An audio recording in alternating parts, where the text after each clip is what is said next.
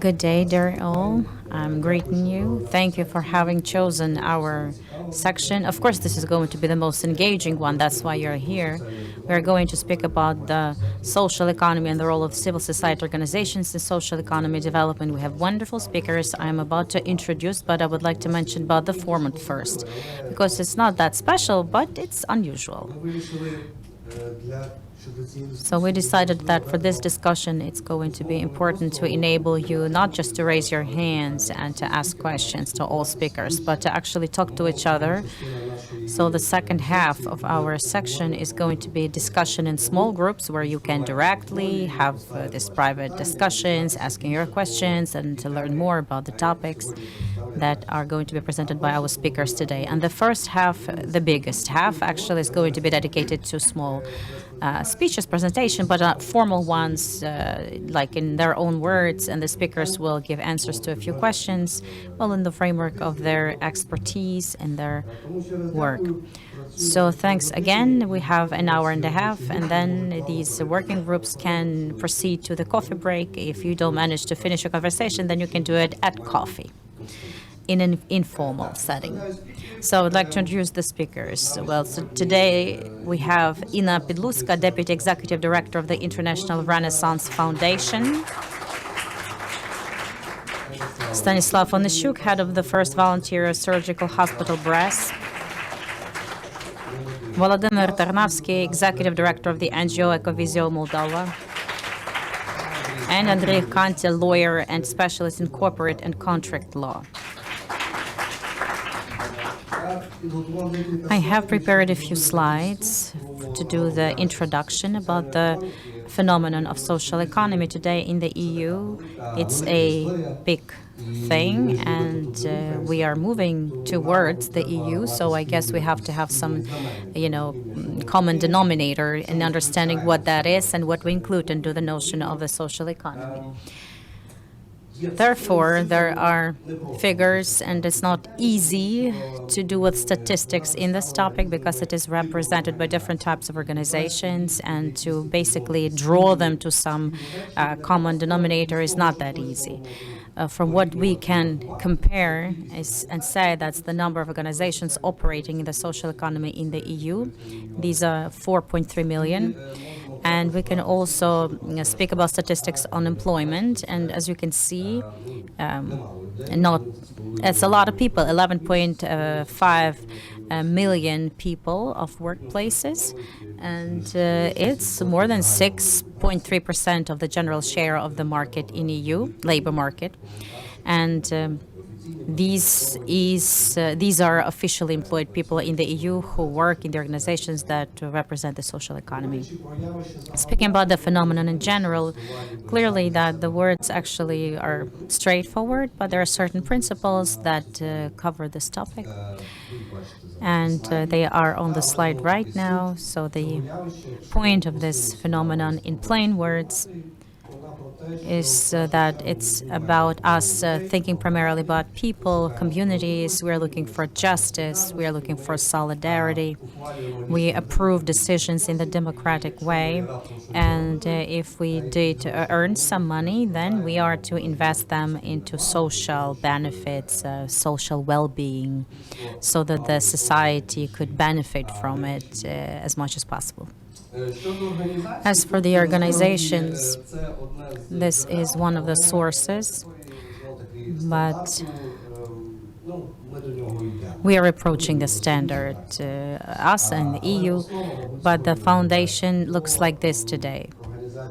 The organizations operating the social economy are the cooperatives and the communities, and then the associations and civil society organizations and nonprofit organizations and social enterprises, social businesses. Well, with social business, the situation is a bit more complex because this phenomenon is either enshrined or not enshrined in legislation. Some of the states, nonprofit organizations are allowed to do entrepreneurship, just like in Ukraine, and then that is a social enterprise automatically.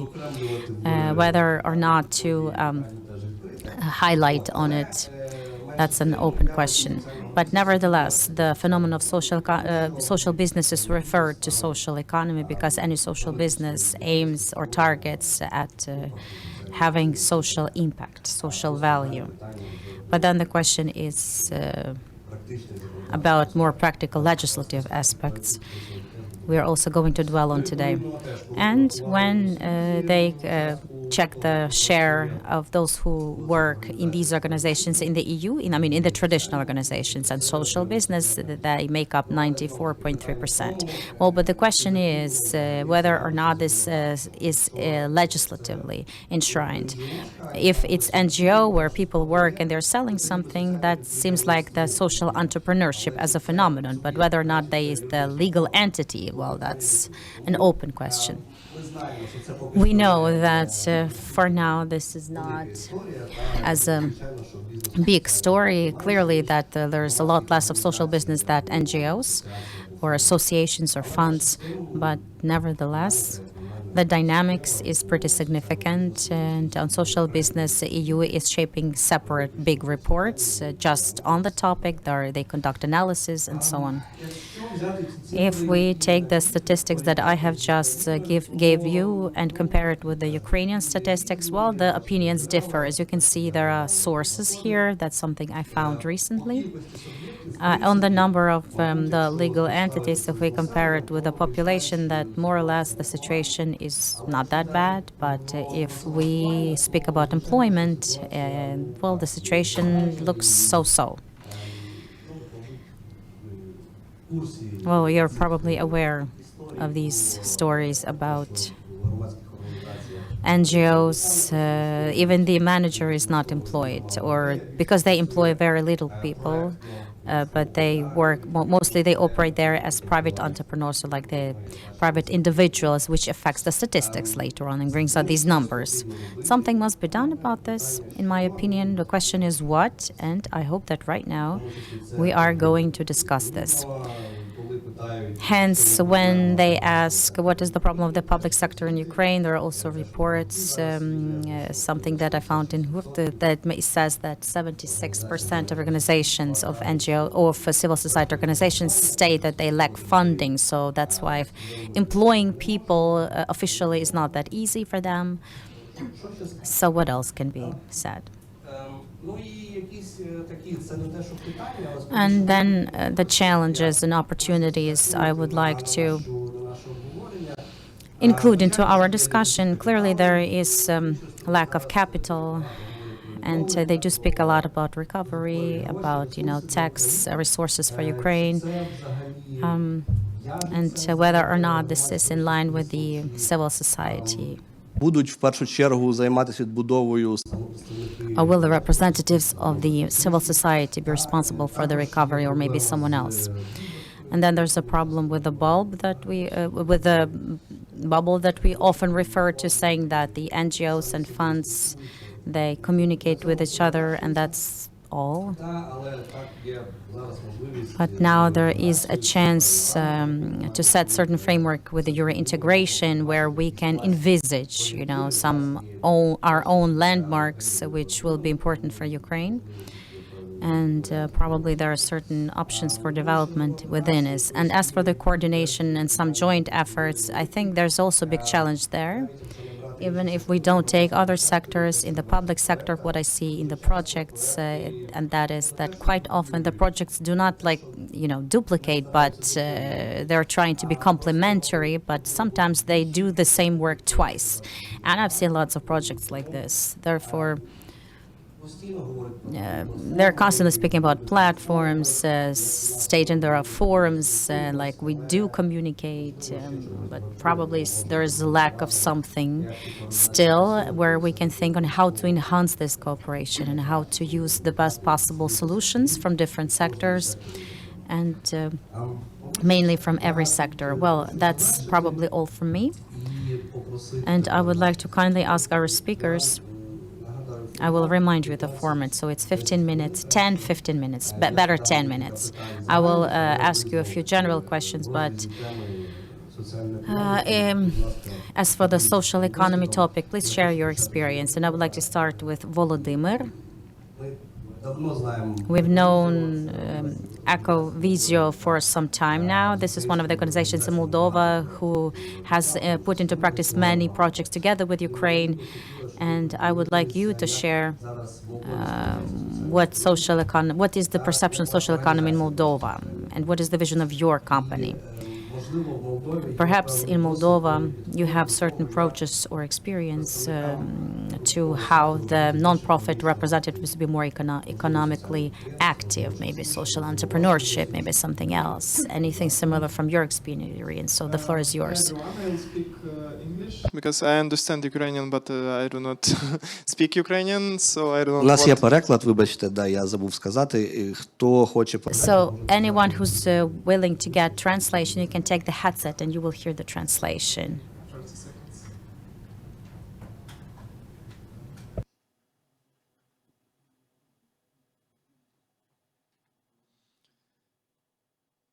Okay, I hope that you hear me, that translation is good. If someone has problems with translation, help each other. Okay, so why I'm here, maybe like several sentences about me. I'm executive director of Ecovisio. It's one of the largest NGOs, environmental NGOs in Moldova. Artem mentioned that in Ukraine, usually NGOs have 0 to 4 employees. Similar situation is in Moldova. Also, in our case, in Ecovisio, we have almost 20 people in organization that are working in different departments and developing social economy, climate resilience of our country, organic agriculture, waste management, and participatory and quality education. So, regarding the social economy, about your question, Ecovisio is one of the main actors, let's say, of social economy in Moldova, and what we do right now is we try to consolidate the sector and try to unite different organizations that were competitors before that. So they were working in different projects, doing same things or maybe very different things, and now we try to unite all of them together. And in our case, in Moldova, we have a law on social entrepreneurship. And this law was copy-pasted from Romanian law, and I do not recommend you to do that because it created a lot of bureaucratic pressure without any real benefits. So in theory, you can, as social entrepreneur, you can apply for governmental tenders and have some priority, but not. In theory, you can have some benefits from the government, but it is not happening. And that's why very, very limited number of entrepreneurs registered as social entrepreneurs. And all of them did that because they just wanted to increase the number, not because they received something from that.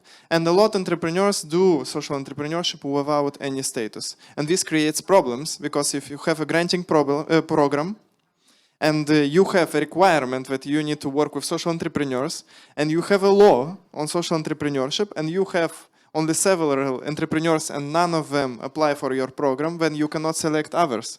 Yeah, because you have a law and requirements from the donor. So what we do right now and how we see social economy in the Republic of Moldova, we promote the creation of law on social economy that will include everyone.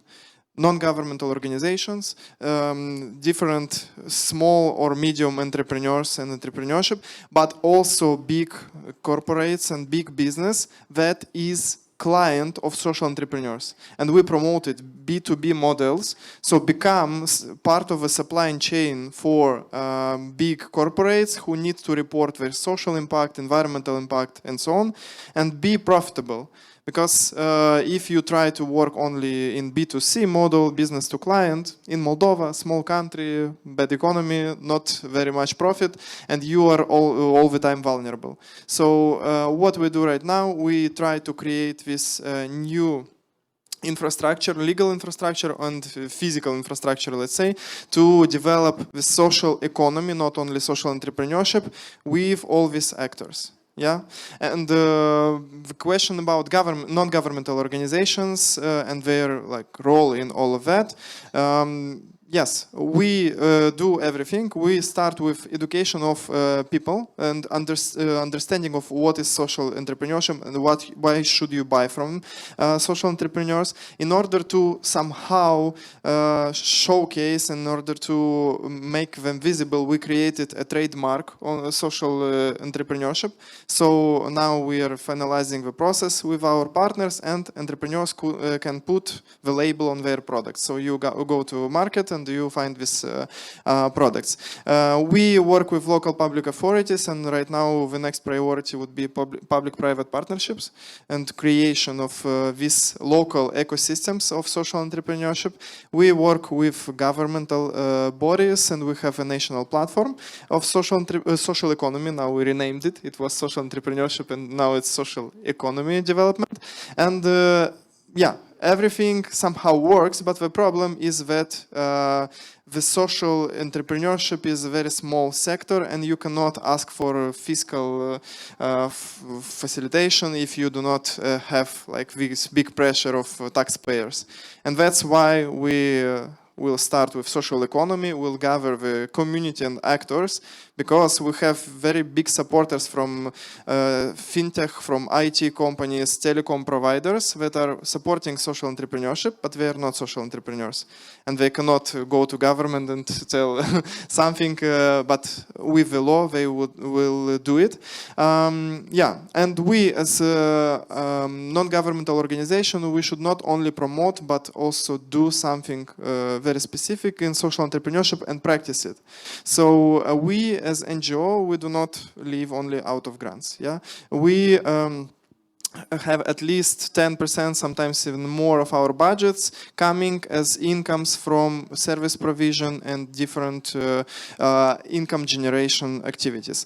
And the question initially sent to me, and that I prepared an answer for today's session, was about these ideas, or actually I wrote real practices from Ecovisio about income generation, and I will just name them 10 different ideas. Maybe some of these ideas will be usable for you and you will note them, but I will just shortly mention them. So first of all, you can be partners with other NGOs and programs, but you can be also service provider, and service provider for for other sectors. We have our programs in environment, and we go to organizations that work with human rights, and they organize a summer school, and we come with a module on green development as service provider for their summer school and receive this income. Second is service provision to another NGOs in capacity building. If your NGO has a history and has instruments and has different practices in place, share it. And you can discuss with other NGOs, so them budget in their projects capacity building activities, and then hire you as expert in that. In Ecovisio case, we have it, and we like share. We started voluntarily, and then we switched to services because it's possible. And also instruments. Over the years, we developed internal instruments, especially for financial management, that are unique and useful for NGOs, not for LLCs, not for government, but for us as NGO. And we now can sell this instrument. It's it's intellectual property. It's not a physical thing. Yeah, it's an instrument that can be and is implemented in other NGOs, and they pay for that from a special dedicated line of capacity building. Then service provision to private sector. Usually private sector wants to do something better, but they do not have expertise, and then we come and make a green audit, explain them how, I don't know, sorting of waste should work, what can we do with their building, energy inefficient building, and so on. So service provision for them is also an income source. Then sales, it's not something usual for NGOs, but if you have, again, expertise and very passionate people, you can do as we did, to create a book. For example, we did a book of fairy tales about sustainable development, written by children and other like more professional, let's say, people. And this book we now plan to partner with local bookstores and sell this book for other children to read. Yeah. and for teachers to use it, because we created also a guideline for teacher how to implement it in schools. Then, if you have some experts out of your team, and we have a group of trainers and facilitators, then you can offer their services as your service. And we go to donors, we go to private companies and so on, we organize team buildings, trainings, conferences and so on, and our facilitators and trainers provide services. We receive income, we pay them, and small part of that remains in our like organizational buffer, let's say financial buffer. Several more, and then I will sum up. So spaces with paid services. If you have a space and you maybe do not use it for 100%, be adaptive.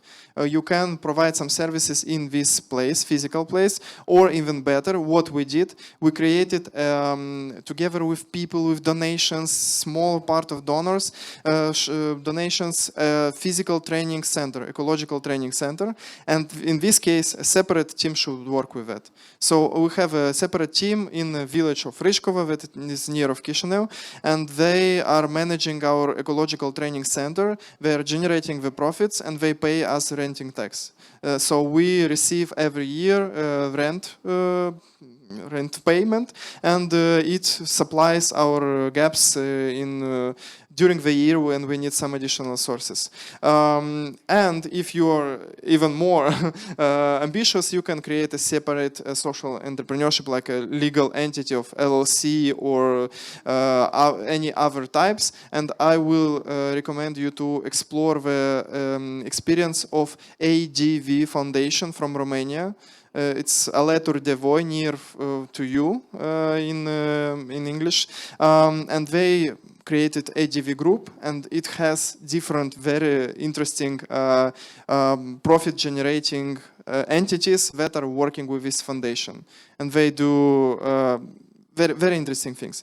And last but not least, services to the government, working with, especially with social services, and tenders announced by donors or companies. Sometimes UNDP and other donors announce tenders, and you can be service provider for that. So if you do not have enough grants to like maintain your team, explore this direction. Try to transform your expertise in service, and part of the team can be employed here, and then who knows, maybe you will create whole another team and organization that will be a sister organization of yours. Дякую, Володимире. Thank you so much, Volodymyr. Yeah, everyone has been noting it down. So I think that, yes, indeed, your presentation was very useful, specifically those ideas where you can look for additional opportunities for income generation. And yeah, indeed, it will be very useful for us when we exchange our experiences. So let's move forward. Inna, I have two questions to you, actually. And maybe those questions are not very much interlinked, but maybe to some extent they do. So first of all, there are a lot of talks about non-profit sector. So what's your opinion and opinion of your Renaissance Foundation regarding non-profit sector? So how everything shall be done? Whether everything shall be done by the state and authorities? What shall be the role of business? What shall be the role of NGOs and CSOs? And another question, the second one, is regarding economic activities of our actors in the sector of social economy.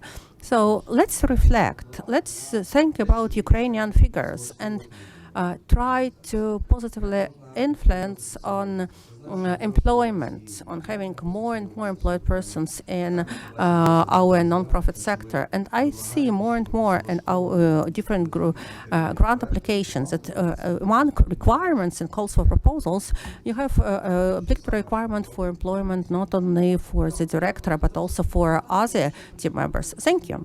Thank you. Sorry if I go the wrong way, so please correct me. Yeah, I manage timing, so yeah, please, if I go the wrong direction, please just remind me about timing. So, We are a part of the Soros Foundation. We've been working for 36 years. That's what we do. And what we don't do, we do not support entrepreneurial activities, because actually the projects which are aiming at profit generation cannot be supported by our foundations. That's the question why I'm here, what I'm talking about then. Actually, the issue of social economy is not about gaining profits. It's about dignities, it's about opportunities, it's about membership of Ukraine into the European Union, and about standard approaches to different practices which are typical to many countries where there is a human-centered approach, where a human being, a person, is above everything. So it's not just for a person to get benefits, help, service, and so on, but that's what we call in our donors' language, that a person shall have agency, so have opportunities to develop their capacity to unite their efforts with others, where the state can't, doesn't want, doesn't have enough time, or doesn't know how to do it, and for a private sector, to some extent prioritizes other needs. But the needs are still there, and that's why we realized that we have been receiving so many different applications. We are borderline applications between what civic society can do and what actually can be a part of social economy, because it creates additional value. And it creates additional value not only because you can be heard, you can receive very valuable advice, and you can be told where support can be given, but it's also about when you can unite your efforts and using resources provided by donors, including us, our foundation, but we are not the unique, the only ones. There are so many of other different donors. So now we are looking how we can unite, combine different resources, and how it can help you to offer, and what can be offered by the area of public institutions. How using donors' resources can also have access to part of funding which can drive social economy forward. So for quite a long time, there was such a term, the economy of care. What is it? So for a person to have capacity to realize their potential at fullest. So for example, we need this care. We need this care when a person requires it. It's also for elderly people. Elderly people have a right for a dignified life, and it shall not take all the resources from their relatives. So why are we highlighting here that that's economy of care specifically, rather than civic activity or servicing?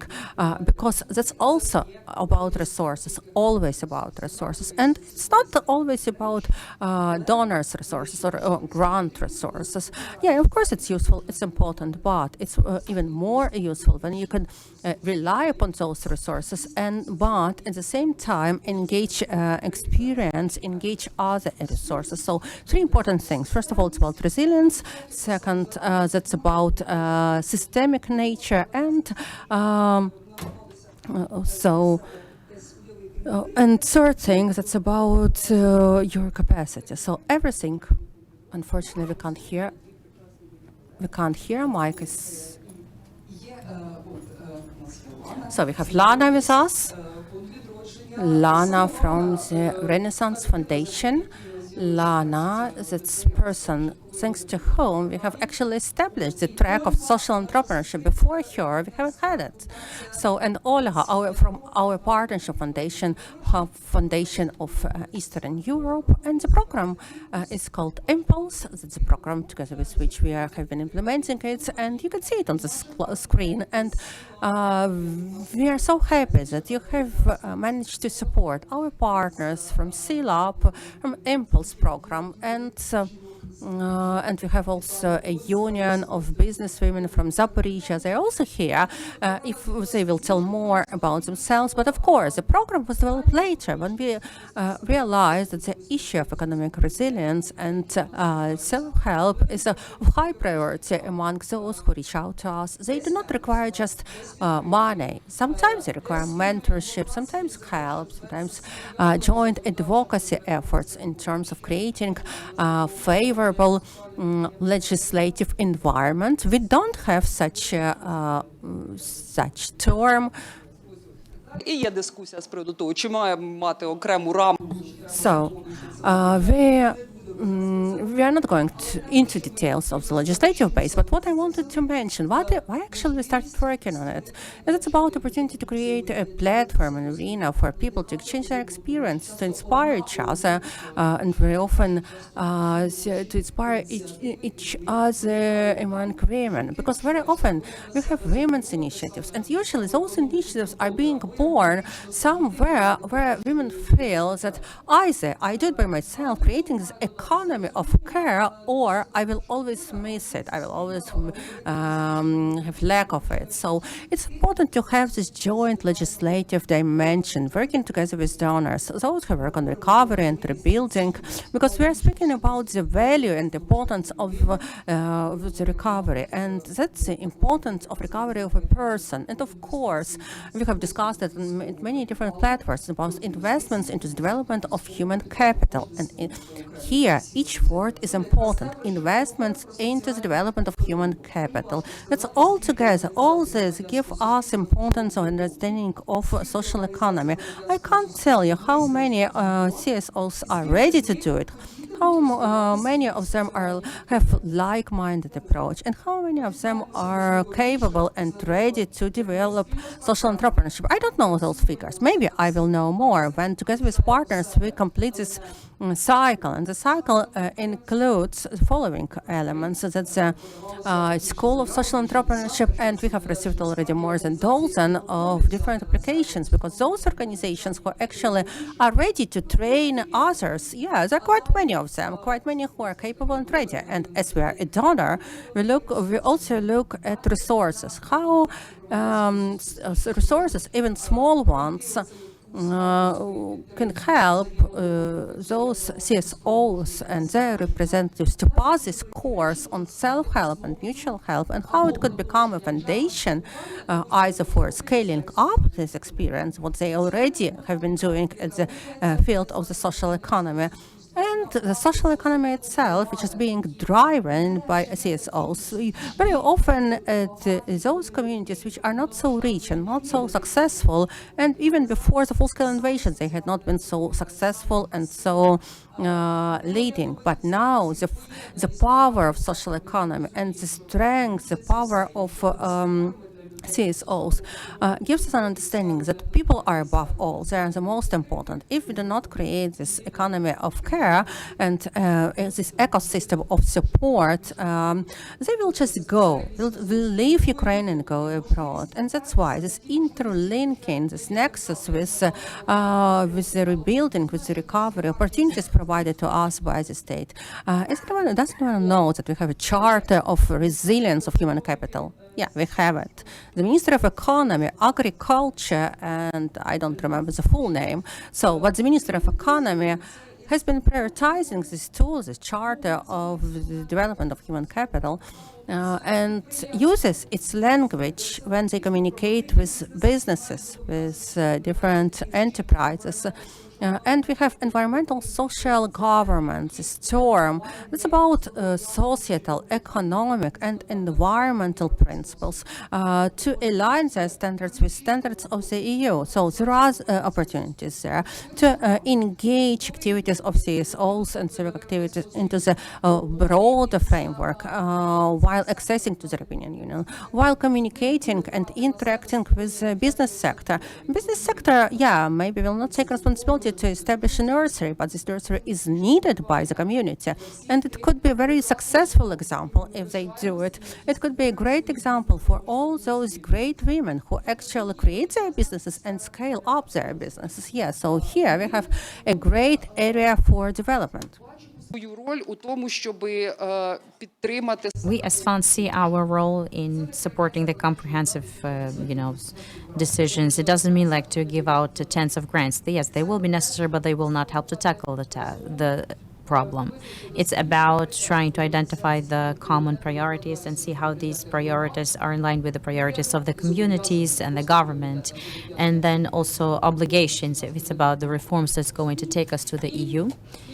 and so also the interests of the private sector. I guess everyone has seen this surveys among the private business, and what the businesses complain about. They are saying that the most important thing are human resources. It's important to invest in people, in staff, and see how the civil society organizations can cooperate with other sectors to make investment in the human capital as a more powerful thing. That's what we have to do. And then also establishing good models. You know, if we had time, maybe we are going to have during our discussions, we would speak about some practical cases, because Volodymyr did refer to a few really important things where the civil society is fulfill the function of leadership, and they're already doing this. I can only add here the social cooperatives, when the number of organizations unite and they tackle the common social problem. For example, they will have the supported living in the community center and the ecosystem of social businesses around it. But these are businesses, and that's another important thing. We don't want it to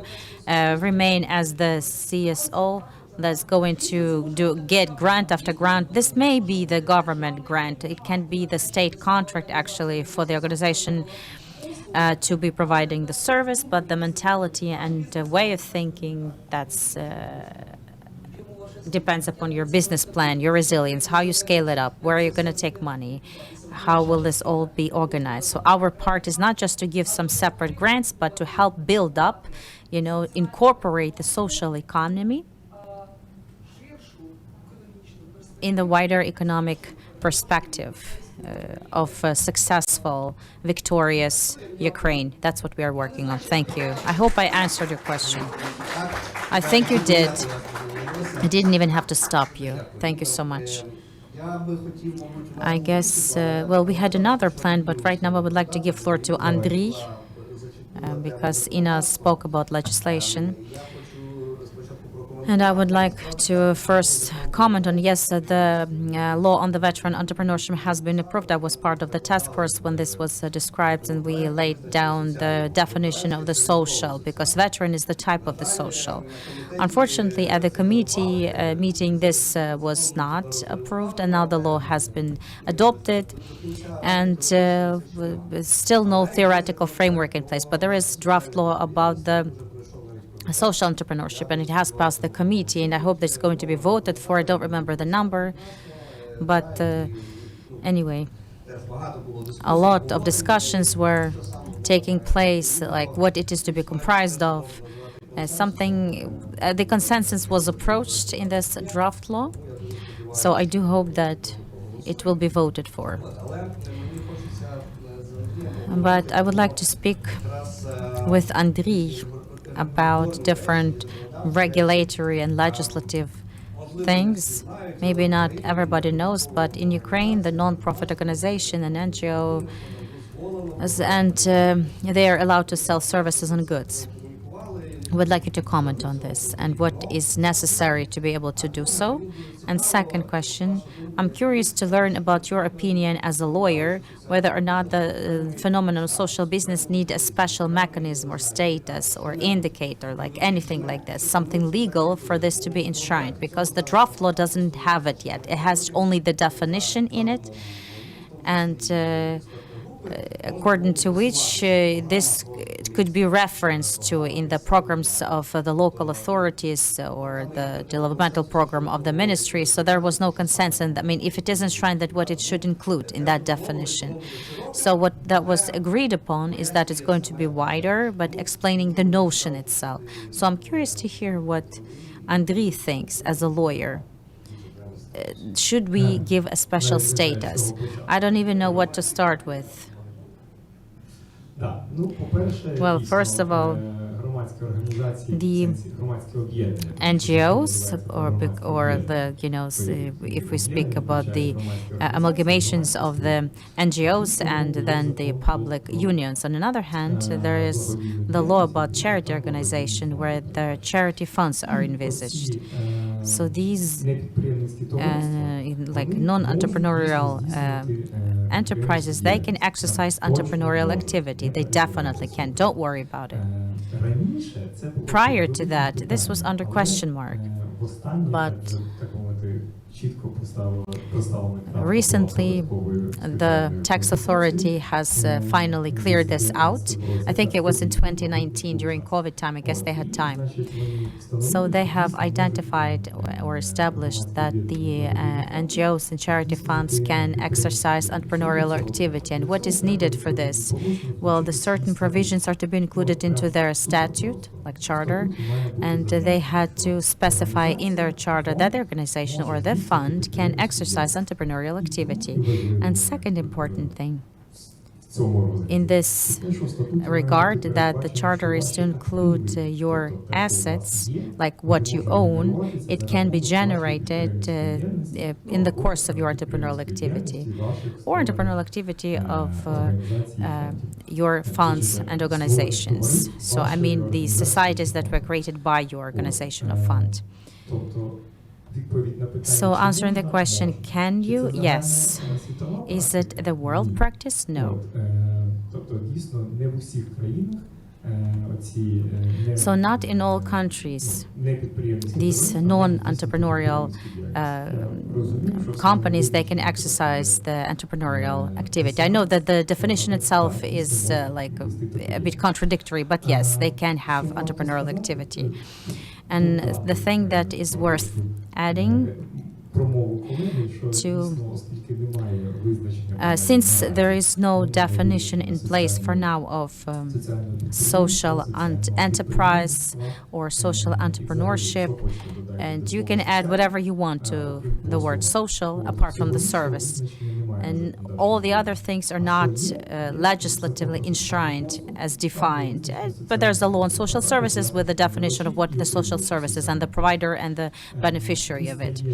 So if you become the provider of social services or the beneficiary, it's not because you were willing to, but because you fall under the single state register of providers of such services. So correspondingly, if you ask yourself the question, am I the social services provider? Well, the question is, check the register. If you're not part of that register, then you're not. But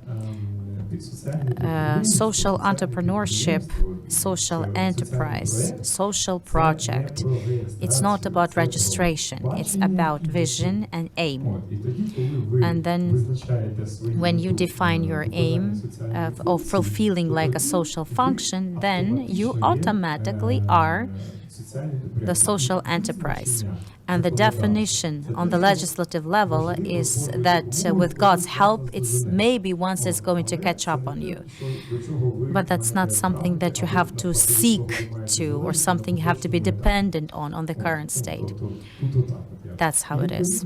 And so if to speak about the topic, like the role of the CSOs and the role of the economy, social economy development, so the role is something that you can add, like by the mere fact of your existence and active existence, yes?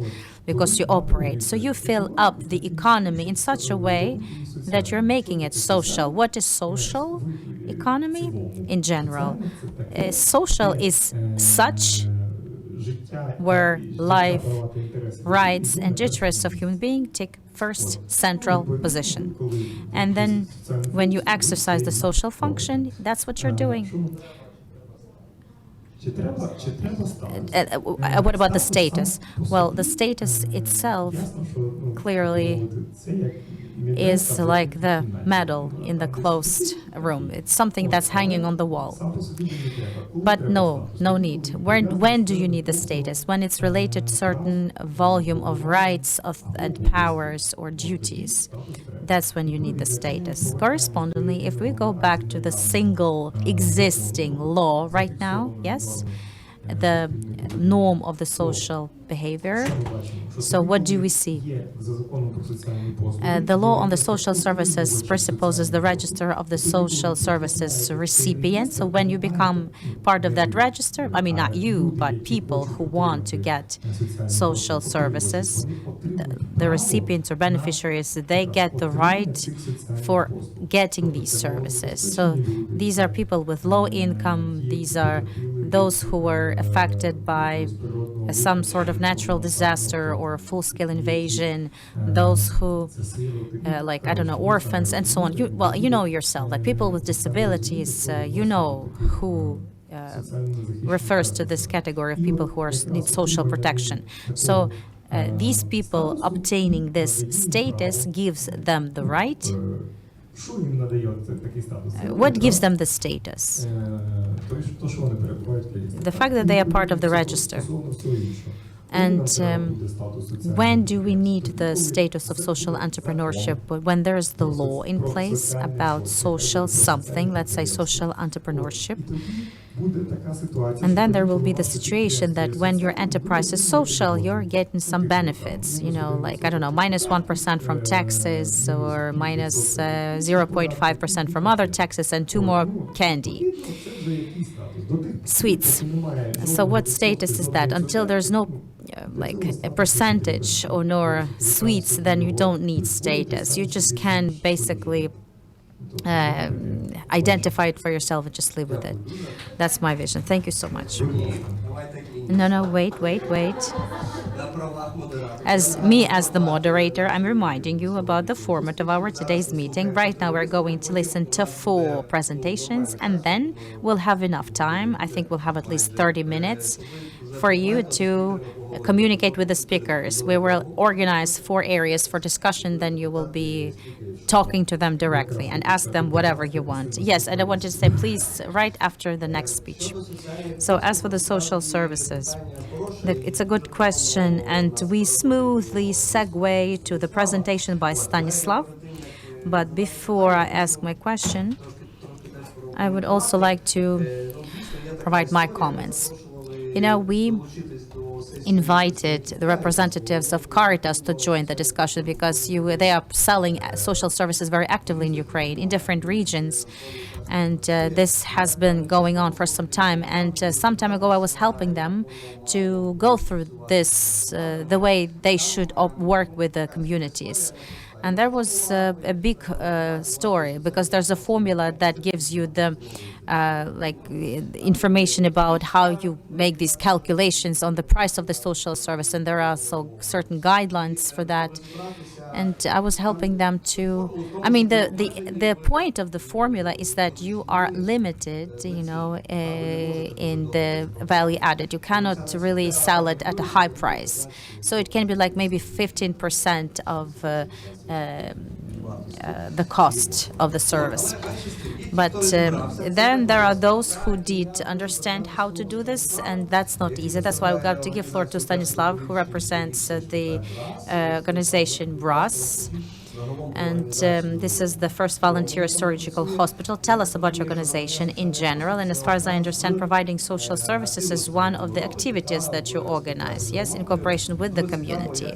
So I'm curious, what are the challenges from the technical point of view? How did you calculate the price for the margin? And curious to hear the way it actually works on the field.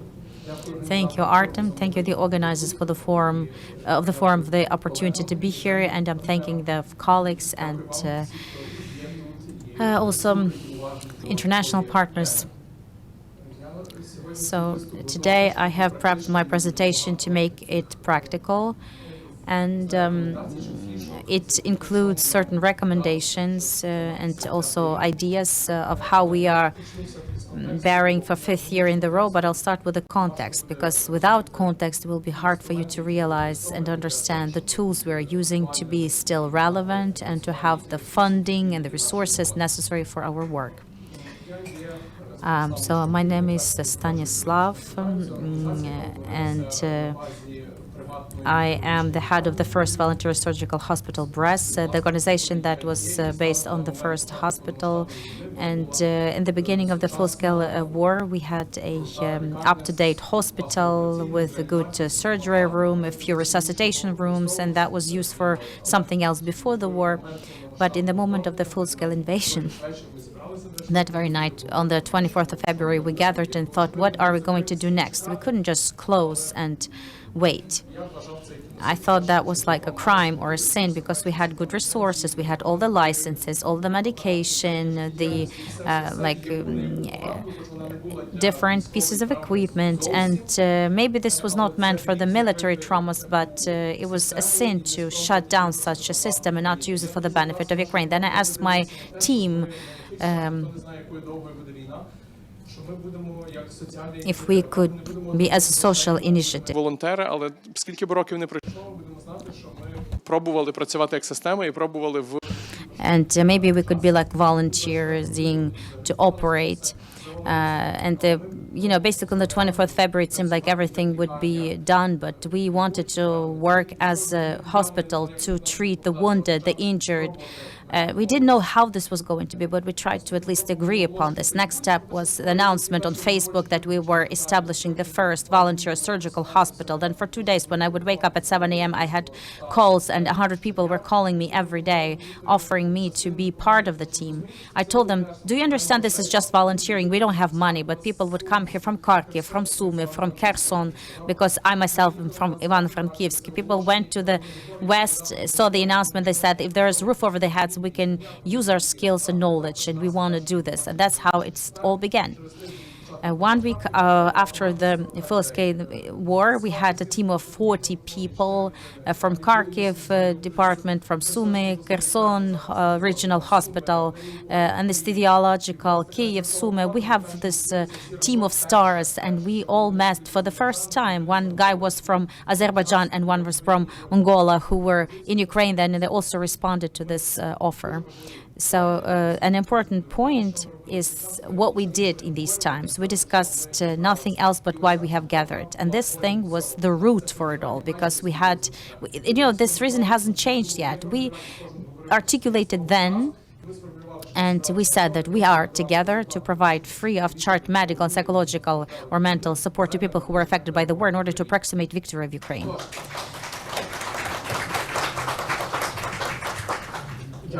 Thank you. For the first 6 months, we operated without any support. It was indeed just a volunteer work of all of us. We worked without weekends, days off. We were the ones who were receiving the first wounded in the Ivano-Frankivsk region. They came to us. So the first 6 months, we worked with no help.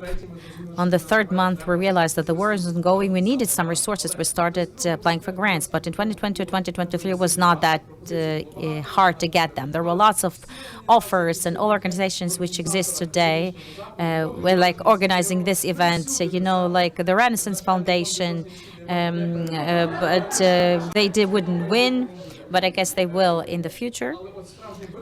But the real challenge, and I'm approaching the topic of today, and so it was the end of the 2023. We had great cooperation with Doctors with No Borders and the MSF, and at the end of the 2023, they left. This was the Spanish mission. They left Ukraine. They said that we can't support you no longer. The Czechs who helped us told us we were the church community. They could not explain why they were supporting one and same project, so they also stopped. And then there was the British project that lasted until 2023. They said they will no longer support projects of Ukraine. So at the end of 2023, we left with zero. Our team, 30 persons, surgery department. We had 15 patients undergoing treatment. We also had the polyclinic. And in these 4.5 years, we had over 5,000 civilians who undergone treatment, and also soldiers and military. And we do some of the things which gives Institute of even from Kyiv, they send it to us because they say that we are the only ones that we can do that treatment. So we are providing some unique treatments. And I was so sorry that the team was operating, everything was functioning, and I couldn't just have it closed. It was not a good idea. So I tried to look for other options. And the ones that I was successful with, these are the ones I'm going to talk about, like how we keep on hanging there. As you can use, we are using all possible and impossible resources. So currently,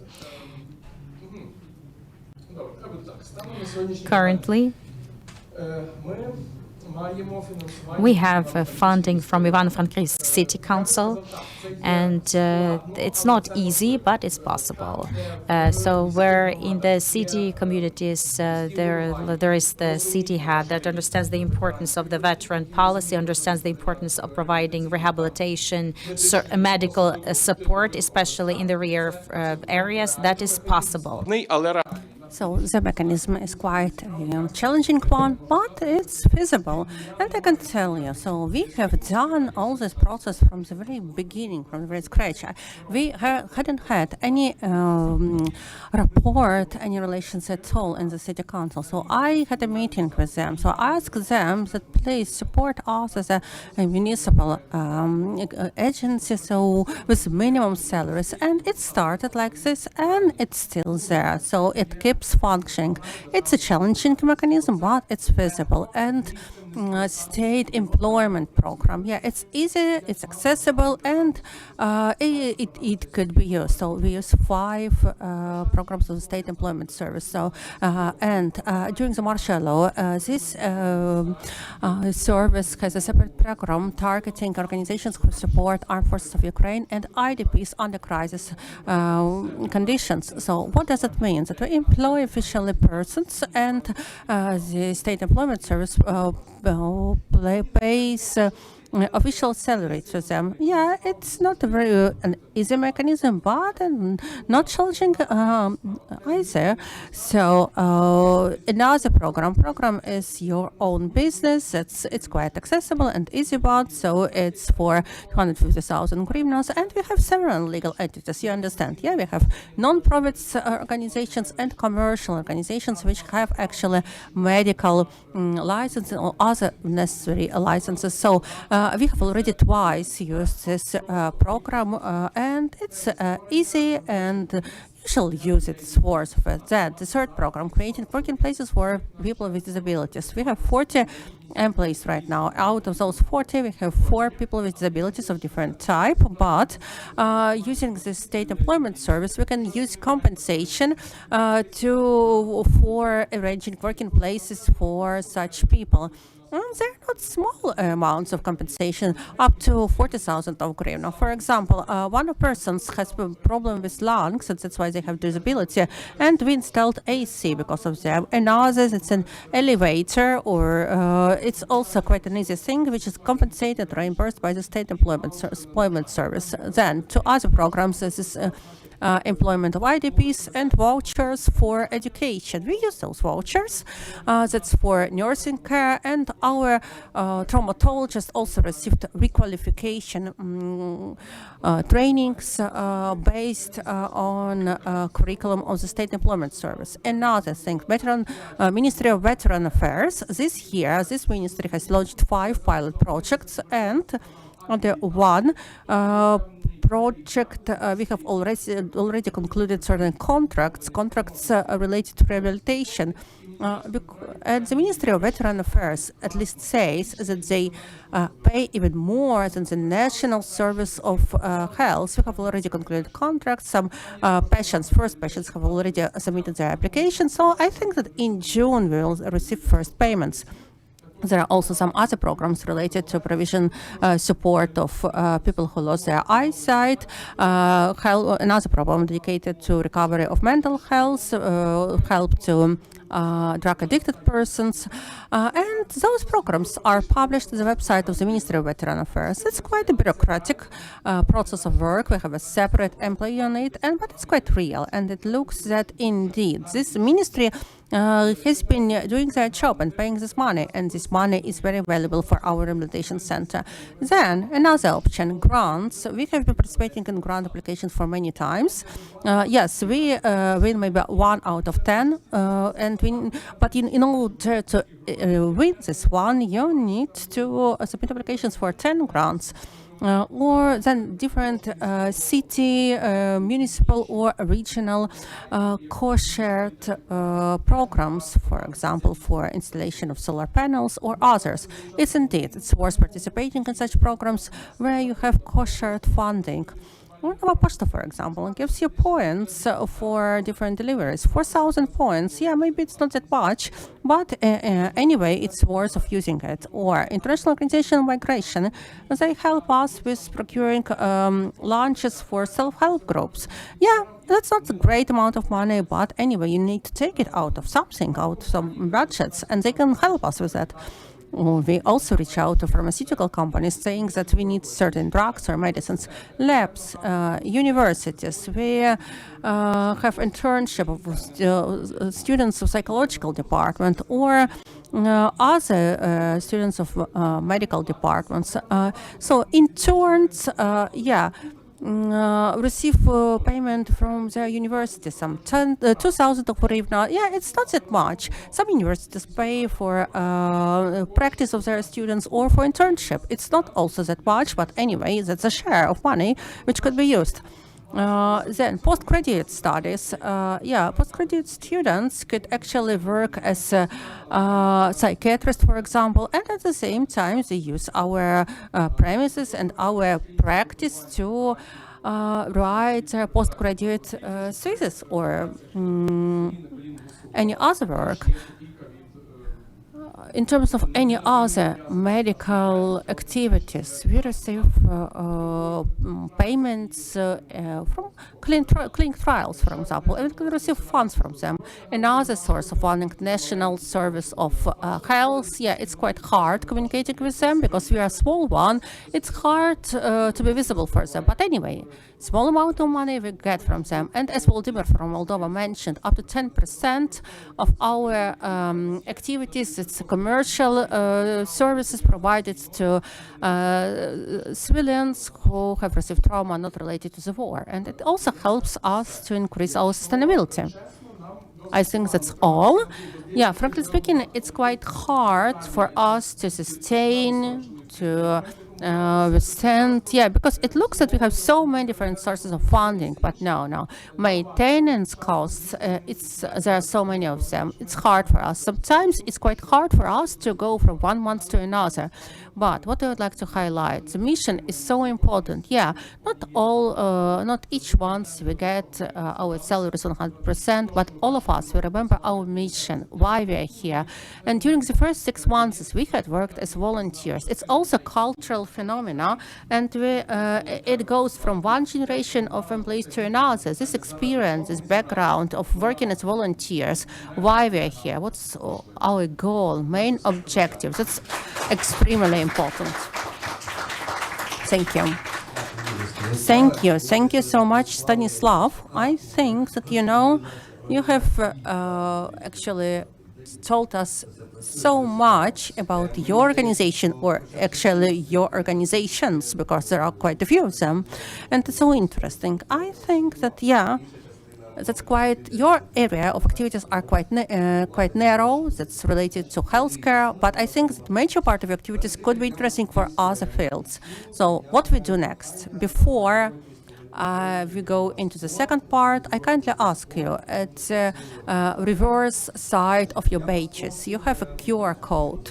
Our organizers kindly asked you to scan the QR code, fill it in, because this information will inform our next meetings, our next events. It's so important. And actually, till 4 p.m., we have the second part. But if you have any other meetings, if our speakers have questions or have time to answer your questions, you can use the coffee break timing and ask questions and use it for discussions. But not later than 4:30, because at 4 coffee break starts, and 4:30 we have our theater performance. But officially, everything shall end till 4 p.m. I mean, this part. So let's divide like this. Stanislav, please have a seat here. Volodymyr there, somewhere near interpreters and technical specialists, and Andrei in that corner. So, dear participants, if you want to ask questions to any of the speakers, you can just take a seat next to them, ask questions, and then move to another speaker. So you can use your own seats or take the seats available, which will be standing near our speakers. So you have this opportunity. Officially, you have a full 20 minutes. If it's not enough and everyone is available, you can use even coffee break timing. So you can jump from one speaker to another, so that's quite a free format. And dear speakers, thank you so much for being brief and concise, because now we have enough time for discussions. And at 4 p.m., I will give you a sign that that's time for a coffee break.